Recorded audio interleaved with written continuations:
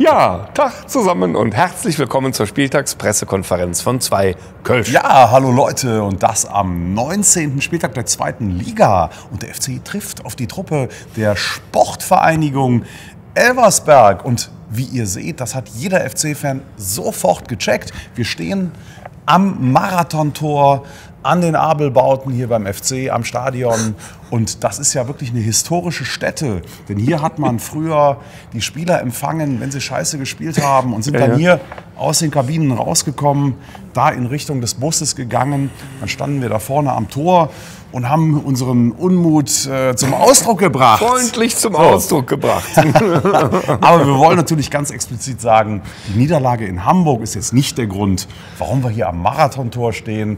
Aber vielleicht so ein ganz kleines bisschen, ein kleiner Warnschuss ist es mit Sicherheit gewesen. Und deswegen, liebe FC-Kicker, so ein bisschen Marathontor ist dann vielleicht doch dabei. Ja, ich wollte schon sagen, es ist die erste PK des Jahres. Man könnte eigentlich auch noch frohes Neues wünschen. So froh war es dann aber irgendwie nicht. Also wir haben getrennt voneinander geschaut. Ich war am Gaffel am Dom und man musste ein bisschen was trinken, um das ertragen zu können. Oh ja. Also ich fand wirklich sehr wenig Ansehnliches und sehr wenig Schönes, über das man jetzt hätte reden können oder reden könnte. Ein miserables Spiel. Und du hast es dir dann ja auch noch da in dem Öselingen da Tor zur Welt angeguckt, ne? Ja, also im Stadion sah das natürlich mit Sicherheit nicht besser aus als im Gaffel am Dom, wobei ich sagen muss, ich hatte also ganz viele riesige Fahnen vor der Nase. Fahne hatte ich auch, du hast auch eine Fahne, ja. Kann ich aber sagen. Aber du hast bestimmt einen besseren Durchblick als ich. Und das war bei diesem Spiel dann auch gar nicht so schlecht. Gequalmt hat es ja auch ordentlich. Ja. Also meine Güte, so im Rauch habe ich, glaube ich, im ganzen Leben noch nicht gestanden. Ja. Hat aber auch eigentlich ganz gut. Ja.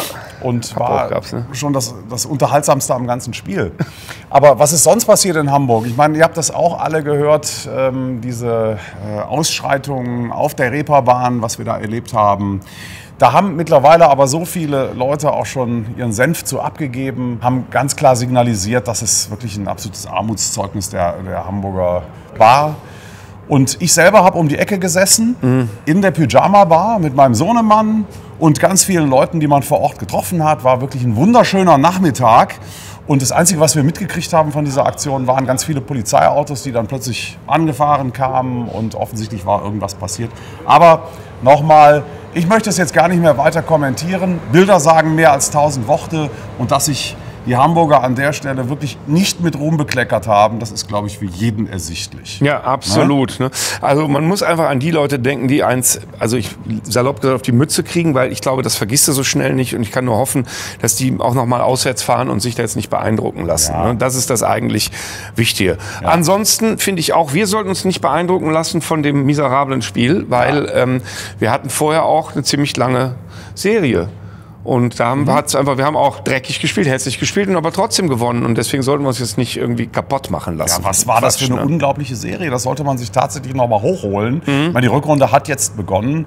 Aber wir haben ja sowas von den Arsch irgendwie aus dem Sumpf gezogen. Wahnsinn. Nach dem Paderborn-Spiel alles nochmal Revue passieren lassen. Ja. Dann kam das Spiel gegen Kiel und 8 Spiele hintereinander, von denen wir 7 gewonnen haben. Ein Unentschieden gegen Hannover und diese unglaubliche Auswärtssieg-Serie 1:0. Dreckige Siege. Jetzt haben wir einmal dreckig verloren. Ja. Und das war wirklich dreckig, weil der HSV war ja auch sowas von harmlos, muss man ganz klar sagen. Ne? Und wir hatten nicht eine Torchance. Die Hamburger, so ein paar halbe. Und dann kommt dieser Elfmeter. Schwamm drüber, haben wir spontan auch gesagt nach dem Spiel. Genau. Und nochmal zum Thema Serie, da haben wir was Cooles gekriegt. Ne? Da haben wir was Cooles, ne? Und zwar aus unserer wunderbaren Rubrik Extremwetter hat einer eine Idee gehabt zu der Serie. Bitteschön. Extremwetter. Hi, 2 Kölsch. Ich habe da noch eine Extremwette.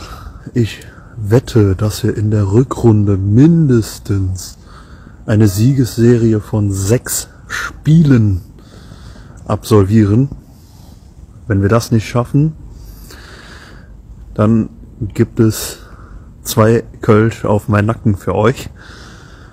Und sollten wir das schaffen, dann nehme ich 4 Kölsch auf euer Nacken. So machen wir das doch, oder? Ja, das war der Julius. Lieber Julius, vielen herzlichen Dank für die geile Extremwette. Auf die Idee, was mit einer Serie zu machen, ist tatsächlich keiner sonst gekommen. Also ist auch sehr kreativ. Und ich würde, nehmen wir die Wette an? Ja, ich würde sagen, auf jeden Fall. Und das wäre mit Sicherheit gleichbedeutend auch mit dem Aufstieg. Denn wenn wir eine Siegesserie von 6 Siegen schaffen, ich glaube, dann können wir nicht mehr viel falsch machen in der Rückrunde. Nein, absolut nicht. Also dann müssen wir uns auf jeden Fall um Sturm keine Gedanken machen. Ne? Doch, ne? Auf jeden Fall. Also an der Stelle auch schönen Gruß vom Marathontor an die Verantwortlichen. Bitte das Thema Stürmersuche jetzt mal ganz schnell voranbringen. Derweil gucken wir zurück auf die anderen Extremwetter, denn es hat sich ja das ein oder andere getan oder eben auf eine lustige Art und Weise nicht getan. Ich finde, wir gehen einfach mal durch. Ne? Es wird mal Zeit, zurückzugucken. Darf ich anfangen? Ja, bitte. Okay, wir fangen mit Casalla an. Ja. Der liebe Bastian von Casalla, also leider Gottes ist es derjenige, der völlig auf verlorenem Posten steht. Denn der hat auch zum Thema Stürmer, der hat auf den Steffen Tigges ja gesetzt und hat gesagt, der schießt 10 Tore. Und jetzt in Hamburg hätte es ja fast geklappt, wenn er nicht 3 Meter im Absatz gestanden hätte. Ne? Und dann da noch gehalten worden wäre das nicht. Ja, also insofern, war genau. ja gleich doppelt gar nichts. Ne? So, also das sieht ganz, ganz schlecht aus, auch weiterhin. Aber, was man sagen muss, ist, kaum einer hat eine so mutige Wette abgegeben. Das ist mal à la Bonheur. Ne? Also das muss ich schon sagen. Stimmt. Das musst du erst mal hinkriegen. Und wenn ich ganz ehrlich bin, ich habe es gar nicht für unwahrscheinlich gehalten vor der Saison. Also ich habe schon gedacht, na ja, Gott, also der Tigges wird da wahrscheinlich spielen. Wer setzt sich durch? Also man hätte es ihm gegönnt auf jeden Fall. Ich würde es ihm auch weiterhin noch gönnen. Wenn er noch 10 Nüsse macht, also ganz ehrlich, das wäre schon schön. So, Nächster ist der liebe Felix. Ja. Ne? Der Felix hat im Grunde die gleiche Wette, nur eben mit Damien Downs. Ne? Also 10 Buden Damien Downs und hat den deutlich besseren Riecher gehabt damit. Allerdings hat er ja auch einen unfassbaren Wetteinsatz. Der hat ja gesagt, wenn der Downs keine 10 Buden macht, dann lässt er sich Florian Wirtz tätowieren. Ja? Das ist ekelig. Ne? Also in so einer abstrakten Form. Was ist abstrakt Florian Wirtz? Weiß ich nicht. Ne? Also man merkt auf jeden Fall, Barbiers haben offensichtlich mehr Ahnung von Fußball als Musiker. Ne? Ja, das weiß ich, ob man das hier so pauschal sagen kann. Ne? Auf jeden Fall liegt es ging ja um das Risiko nochmal. Ja? So, also Felix, wir freuen uns, bist eine geile Sau. Ja. Du liegst super, super im Rennen. Ja. Ja. Kann man nicht sagen für das Duo Pascal. Ach du meine Güte, das sind die mit den gelben Karten. Ja, ne? Genau. Die haben gewettet, dass wir auf keinen Fall mehr als 50 gelbe Karten kassieren. Ja. Und wir haben aber jetzt schon 43 zu Beginn der Rückrunde. Also ihr werdet eure Wette auf jeden Fall verlieren. Das sieht so aus. Das Schöne daran ist, dass wir noch in der Saison wahrscheinlich dazu kommen, dass die ersten Wetten eingelöst werden. Das finde ich ja eigentlich ganz gut. Ja, ne? So, da passiert dann ein bisschen was. Ne? Ja. So, dann haben wir, wen haben wir noch? Den Mario. Ja. Ne? Der Mario. Gladbach-Tore, ne? Gladbach-Tore. Exakt, genau, die Geschichte. Der hat gewettet, dass der FC immer in der Saison mehr Tore schießt als Gladbach. So, und noch sieht es ganz gut aus. Ne? Also saisonübergreifend sind wir bei 40 und die bei 30. Ja. Man muss aber sagen, wir haben schon deutlich weiter vorne gelegen. Ne? So, und jetzt, die sind zwar aus dem DFB-Pokal rausgeflogen und wir sind also offiziell noch drin. Ja gut, also wir können natürlich gegen Leverkusen richtig nachlegen, was Tore anbelangt. Ja, die hauen wir ja weg. Da werden wir uns dann deutlich absetzen von den Gladbachern. Ja, mein Gott, da wird ein Kantersieg. Ne? So, dann haben wir so ein paar Wetten, wo Leute eher so den Gesamtabschluss der Saison voraussagen. Ja. Zum Beispiel Christian Solmecke, der hat gesagt, 3 Spieltage vor Schluss sind wir schon aufgestiegen. Als Erster sogar, ne? Oder als Meister. Oder grundsätzlich aufgestiegen, wie auch immer. Aber wenn du 3 Spieltage vorher schon durch bist, dann müsstest du eigentlich Erster sein. Ne? Ja, also liegst gut im Rennen. Was Ähnliches haben wir ja auch gesagt, ne? Dass der FC also... Er liegt ganz klar. Also, doch, finde ich schon, natürlich. Spätestens, wenn wir Elversberg geschlagen haben. Ja, dann ist das überhaupt so. Und die Heike. Ne? Die Heike, die hat allerdings gewettet, dass wir die 60 Punkte, wie sagt man das? 60-Punkte-Marke, das war das Wort. Also die 60-Punkte-Marke knacken. Jetzt sind wir bei 31, wenn ich es richtig sehe. Also, wir sind auf Kurs. Ne? Die Heike hat da auch, ehrlicherweise auch zu einem Zeitpunkt hat die das gesagt, als es noch richtig kacke aussah. Ne? Und wir so eher gar nichts gewonnen haben. Also, die hat auch ein Näschen. Richtig cool. Ne? Ja, dann Thema Flugreise fällt mir gerade ein. Ne? Die ist ja auch schon fast eingetütet, lieber Daniel. Denn du hast gewettet, dass 6 Kölner in dieser Saison vom Platz fliegen, wenn der FC jetzt richtig auftritt und richtig aggressiven Fußball anfängt zu spielen. Also du hast noch 16 Spieltage Zeit. Das kann natürlich alles sein, gerade wenn es dann nachher in den Endspurt um den Aufstieg geht. Aber ich glaube, dass unser Malle-Urlaub, dass es damit gar nicht so schlecht aussieht. Ja, und ich wünsche mir, dass wir dann einmal zu dir nach vorne auch ins Cockpit dürfen. Ich war in meinem ganzen Leben noch nie in einem Cockpit vor. Also das fände ich großartig. Ne? Wenn du uns schon fliegst, dann noch einen obendrauf. Wir freuen uns. Du wirst das auf jeden Fall verlieren. Ne?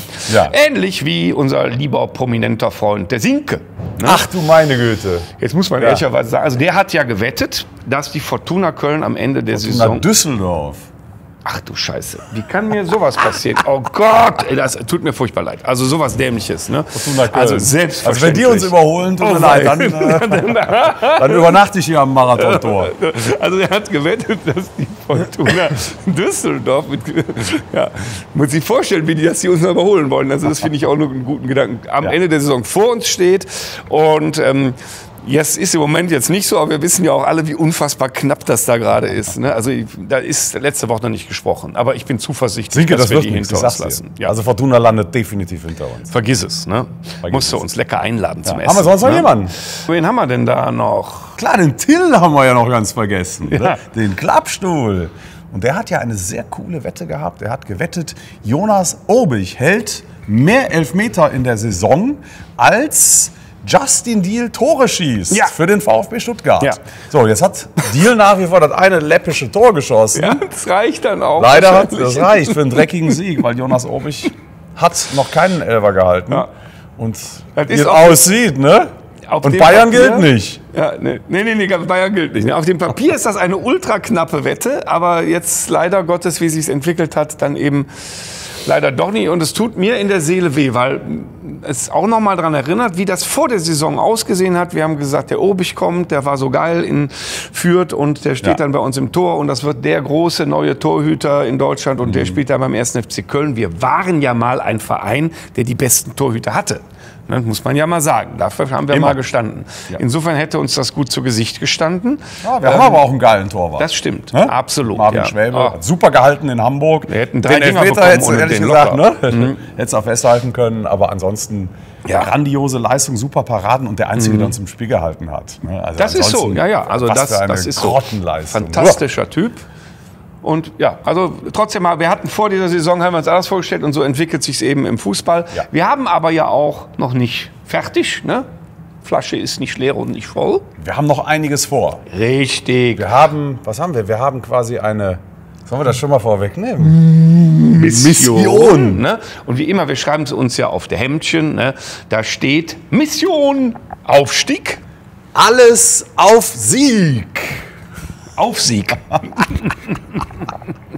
Und damit ist natürlich der Sieg gegen Elversberg gemeint und vielleicht auch noch ganz viele weitere in der Rückrunde. Ja, die ersten 6 haben wir ja gehört. Machen wir schon mal eine Serie. Eingetütet, ne? 2 Kölsch. Auf 3 Punkte gegen die Sportvereinigung. Sportvereinigung. Nicht Spielvereinigung, dachte ich auch vorher. Das ist die Sportvereinigung. Genau, ich habe ja irgendwie gedacht, Sportfreunde. Bei mir wird das mit V geschrieben. Ne? Sportfreunde.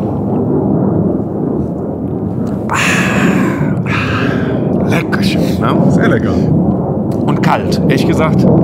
Ich freue mich auch wieder, dass es mal irgendwann wärmer wird. Ne? Das war übrigens auch ein Grund, warum wir uns hier unter die Abelbauten gestellt haben, weil es fing eben an zu regnen und passte sehr gut. Ja.